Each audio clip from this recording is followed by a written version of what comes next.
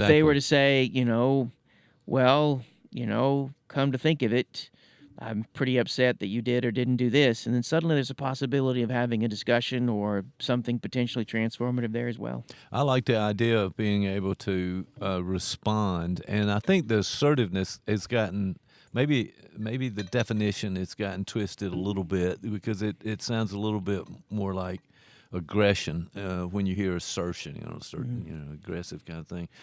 But really, it's saying what's on your mind, saying what you need to say in the moment, and also this understanding that the other person is able to hear it.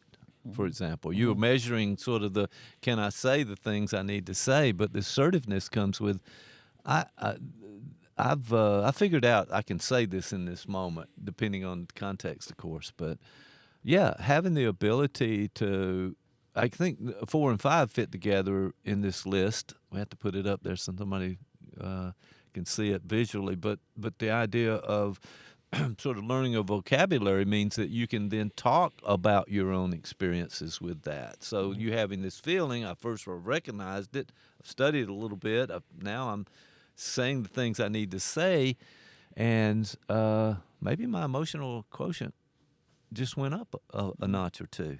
Well, So yeah, and I think that's kind of the an important point, right? Is that this is something that someone can get better at, that you can generate gain, that you're not cursed to not to be able to be aware of and make use of your inner state, right? That's and it said it is speaking your truth, but with compassion for the other person. yeah, that would be the difference between sort of a confrontation, and confrontations have their place too, but an assertion is, I think, of speaking in a way that is interpersonally positive, right? Right. It's like We're not born with this stuff, and you just have to train and learn, right? I mean, that's what yeah. part of what we're doing around here in this scenario is taking these psychological terms and the ideas from psychotherapy and mental health and all those things that we've been focused on and spend our time in our careers with.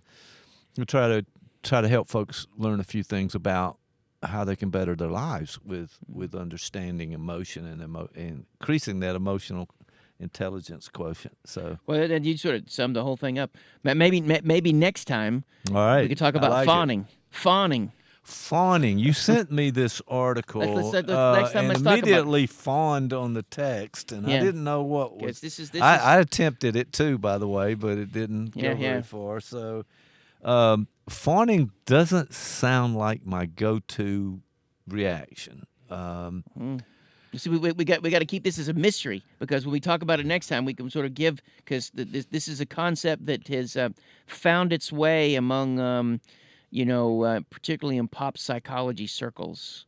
This is a concept that I've run across several times, and some patients have brought it in, the notion of fawning. Okay. I think all just without having with having no knowledge of this, I'm going to be anti-fawning. I think I'm going to take that position, but it may change if I get more information next week. And the only way I'm going to get that is to watch Scott Therapy next week. So we'll see you next time. Subscribe when you can. Thanks for watching. See you next time.